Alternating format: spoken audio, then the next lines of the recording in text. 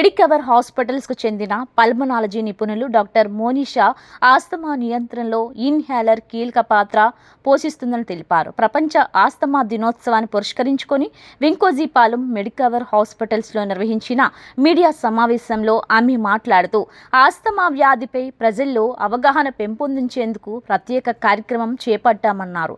Asthma అనేది శ్వాసనాళాల్లో వాపు మరియు సంకోచం వల్ల కలిగే దీర్ఘకాలిక శ్వాసకోశ వ్యాధి అని వివరించారు. దీని కారణంగా శ్వాస తీసుకోవడంలో ఇబ్బందులు, దగ్గు, ఊపిరి ఆడకపోవడం వంటి సమస్యలు ఎదురవుతాయని తెలిపారు. పిల్లలు, పెద్దలు అనే తేడా లేకుండా ఎవరికైనా ఈ వ్యాధి వచ్చే అవకాశం ఉందని పేర్కొన్నారు. ఈ జెనెటిక్ ప్రాబ్లం వల్ల వస్తుంది, ఫ్యామిలీలో రన్ అవుతుంది అనమాట. పేరెంట్స్కి వాళ్ళ బ్లడ్ రిలేషన్ ద్వారా వస్తుంది.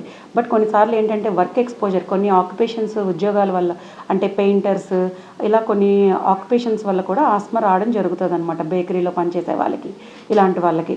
ఇంకొంతమందికి ఏ కారణము లేకుండా కూడా రావచ్చు. ఎక్కువ శాతం జీన్స్ వల్లనే వస్తుంది అనమాట ఇది.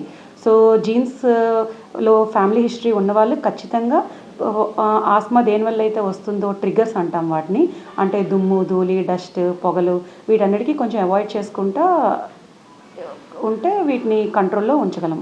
అయితే ఖచ్చితంగా మాస్క్ వేసుకోవాలి. డైరెక్ట్గా పొల్యూషన్కి, డస్ట్కి ఎక్స్పోజ్ అవ్వకుండా చూసుకోవాలి. మాస్కో లేకపోతే కర్చీఫో అలా ఏదో పెట్టుకొని వాటిని పొగ పీల్చకుండా ఉండేలా చూసుకోవాలి. అంతే, కంట్రోల్లో ఉంచుకోగలం. మెడిసిన్ వాడుకుంటా కంట్రోల్లో ఉండొచ్చు. బట్ ఏంటంటే ఒక 3 months 6 months వాడేటప్పటికి కొన్నిసార్లు మేము ఇన్హేలర్స్ ఆపమని చెప్తాం. సో అలా ఉన్నప్పుడు ట్రిగ్గర్స్ తగలకుండా చూసుకుంటే కంట్రోల్లో ఉండే అవకాశం ఉంటుంది. మొత్తం ఇంకా రాదు అని చెప్పే పరిస్థితి ఉండకపోతే. బ్రీతింగ్ ట్యూబ్స్కి ప్రాబ్లమ్, మనం పీల్చే గాలి లోపలికి వెళ్ళడానికి బ్రీతింగ్ ట్యూబ్స్ ఉంటాయి, అక్కడ ఉండే ప్రాబ్లం అనమాట. ఆ లోపల బ్రీతింగ్ ట్యూబ్స్లో ఉండే పొర వాస్తుంది, ఇన్ఫ్లమేషన్ అంటాం అనమాట. అది మెయిన్ ప్రాబ్లం. సో బ్రీతింగ్ ట్యూబ్స్లో ప్రాబ్లం ఉంటుంది ఆస్మాలో. దీనివల్ల బ్రీతింగ్ ట్యూబ్స్ నేరో అయిపోయి గాలి పీల్చుకోవడానికి కష్టంగా ఉంటుంది.